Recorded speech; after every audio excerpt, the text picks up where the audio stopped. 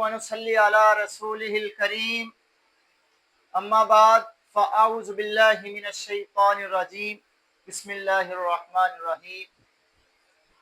صدر مکرم، سامعین صد احترام، مجھے آج جس موضوع پر لب کشائی کا حکم دیا گیا ہے وہ ہے عمل سے زندگی بنتی ہے، جنت بھی جہنم بھی۔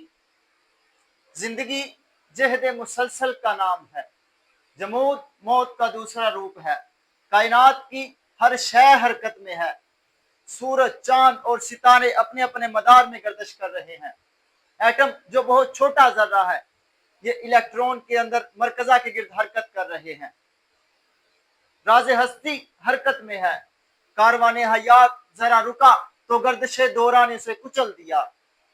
چلنے والے نکل گئے ہیں، چلنے والے نکل گئے ہیں، جو ٹھہرے ذرا کچل گئے ہیں۔ صدر ذیشان اس کارگاہ حیات میں انسان جب زمان و مکان کی مسافتوں پر گامزن ہوا تو گام گام اور قدم با قدم مشکلات سے دوچار ہو گیا۔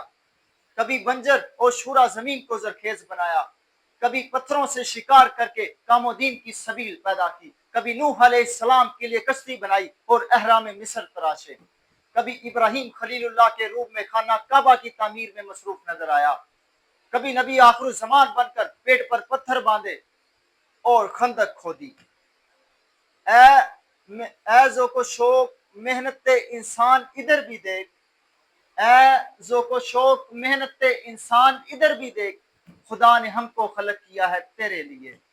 سامعین و ناظرین، عمل پر قادر مطلق نے بہت زور دیا ہے۔ اللہ تعالیٰ نے قرآن مجید میں ارشاد فرمایا ہے کہ انسان کے لیے وہی ہے جس کے لیے اس نے کوشش کی۔ وَأَلَّيْسَ لِلْإِنسَانِ إِلَّا مَا سَعَىٰ۔ تاریخ انسانی پر نظر ڈالیں تو حقیقت آشکار ہو جاتی ہے کہ یہاں وہی قومیں بام عروج کو پہنچی جنہوں نے عمل کو اپنا مطمع نظر بنایا۔ ہے قوت بازو میں تیری راز سعادت، ہے قوت بازو میں تیری راز سعادت، تو ڈھونڈتا پھرتا ہے اسے بال ہما میں۔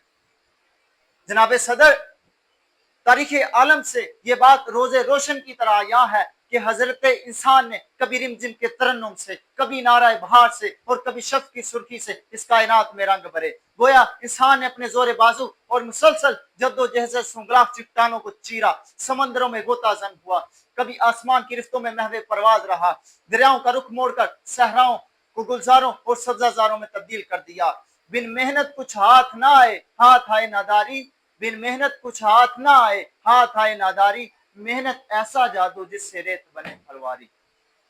سامعین و ناظرین، معلم اخلاق خیر البشر نبی پاک صلی اللہ علیہ وسلم کی حیات طیبہ ہمارے لیے اسوہ حسنہ ہے۔ آپ صلی اللہ علیہ وسلم نے زندگی بھر سی و کاوش کو اپنا شعار بنایا۔ آپ صلی اللہ علیہ وسلم نے شمع کے پروانوں کو بھی ان کی تلقین فرمائی اور ہر موقع پر ان کو اپنا دست تعاون پیش کیا۔ فرمان نبی صلی اللہ علیہ وسلم ہے کہ قیامت کے دن میرے قریب وہ لوگ ہوں گے جو محنت کرتے تھے اور جن کے اعمال نیک تھے۔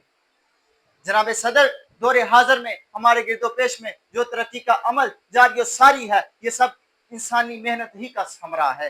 گویا انسانی کاوش ہی ان کے بے شمار عقدوں کو کھول رہی ہے۔ یہ سب انسانی محنت ہی کوششوں سے دنیا سمٹ کر گلوبل ولیج کا روپ دھار چکی ہے۔ کائنات کا ذرہ ذرہ انسان کے لیے تصور کا سامان لیے ہوئے ہے۔ یہ ایک اٹل حقیقت ہے کہ جن قوموں نے محنت شاقہ کو اپنا شعار بنایا وہی قومیں کامران و کامیاب ہوئی۔ عمل سے زندگی بنتی ہے، جنت بھی جہنم بھی۔ عمل سے زندگی بنتی ہے، جنت بھی جہنم بھی۔ یہ خاکی اپنی فطرت میں نہ نوری ہے نہ ناری۔ السلام۔